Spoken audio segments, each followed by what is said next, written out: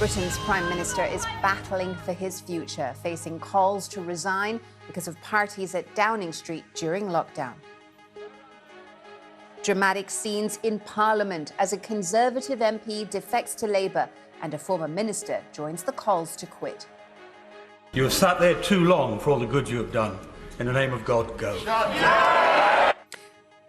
Also in the programme, the US President Joe Biden marks his first year in office with a press conference defending his record and warning President Putin of the costs of invading Ukraine. And making Formula One history, 22-year-old Guan Yu Zhou will become the first ever Chinese driver to take up a spot on the starting grid next season. In the headlines today, the man behind the deaths of 39 Vietnamese migrants in 2019 has been given 15 years in prison. Vo Van Hong led a gang of people smugglers who would charge $27,000 a head to get into the UK.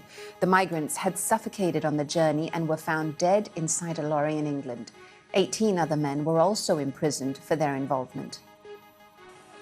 A court in Indonesia has sentenced a top Islamist militant leader to 15 years in prison for his role in the 2002 Bali bombings, which killed more than 200 people.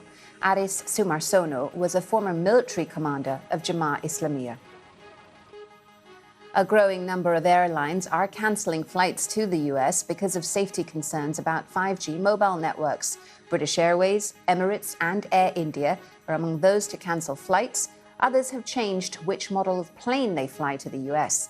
It comes despite AT&T and Verizon agreeing to a partial delay to the turning on of some new 5G services.